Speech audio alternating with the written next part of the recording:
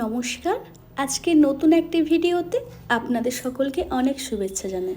প্রায় বৃহস্পতিবার আমার বাড়িতে আমি এই শুক্তো রেসিপিটা করি। দেখছি সবাই খুব পছন্দ করে। কথা দিতে পারি আপনিও একবার বানিয়ে দেখবেন, অসম্ভব খেতে সুন্দর হয়।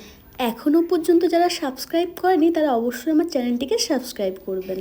এই যে আমি সমস্ত সবজি কেটে ধুয়ে গুছিয়ে নিয়েছি। আসুন এবার রান্নাটা শুরু করি। কেটে রাখা সমস্ত সবজিগুলোকে লবণ দিয়ে খুব ভালো করে একে একে ভেজে তুলে রাখতে হবে। বড়িগুলোকে বেশ সুন্দর করে লাল লাল করে ভাজতে হবে, আর উচ্ছেটা আমি একদম শেষে ভেজে নিচ্ছি। তারপর শুকনো লঙ্কা, তেজপাতা ও 5 ফোড়ন দিচ্ছি। ওটা একটু ভেজে নেওয়ার পর এখন একটু হিং দিয়ে দিচ্ছি, তাতে ফ্লেভারটা খুব ভালো হয়। বেটে রাখা আদা দিয়ে দিচ্ছি এবং খুব ভালো করে নেড়ে চেড়ে নেব, যাতে আদার কাঁচা গন্ধটা একদম চলে যায়। তারপর হলুদ গুঁড়ো দেব এবং খুব ভালোভাবে মশলাটা কষিয়ে নেব, কারণ হলুদের একটা গন্ধ থাকে, সেটা যেন একদম না থাকে। তো ভালো করে মশলাটা কষিয়ে নেওয়ার পর ওপর থেকে ভেজে রাখা আলু দিতে হবে এবং আলুটা সেদ্ধ হওয়ার জন্য অল্প জল দিচ্ছি। দেখুন ঝোলটা যখন ফুটে উঠেছে, ওপর থেকে এখানে পোস্ত, সর্ষে, চারমগজ বাটা সেটা ওপর থেকে দিয়ে দিই। যখন দেখব এই ঝোলটাও ফুটে উঠেছে, বাকি যে ভেজে রাখা সবজিগুলো ওগুলোও দিয়ে দেব।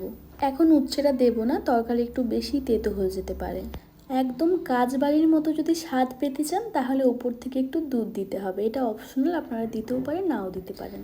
একটু চিনি দেব, তাহলে খাওয়ারের যে স্বাদের মাত্রাটা একদম সমান থাকে। মোটামুটি হয়ে এসেছে, তাই ভেজে রাখা উচ্ছেটা দিয়ে দিলাম এবং ওপর থেকে ভেজে রাখা বড়িগুলো দিয়ে দেব। হয়ে গেছে, তাই গ্যাসের ফ্লেমটা অফ করে দিয়েছি আর ওপর থেকে আমি একটু ঘি দিয়ে দিচ্ছি।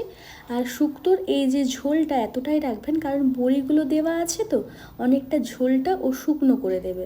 এখন ওপর থেকে ভেজে রাখা জিরের গুঁড়ো দিয়ে দিচ্ছি আর এভাবে নাবিয়ে নেব। তো তৈরি হয়ে গেছে আমাদের বাড়িতে শুক্তো। কেমন হয়েছে ভিডিওটা আমাকে কিন্তু অবশ্যই কমেন্ট করে জানাবেন।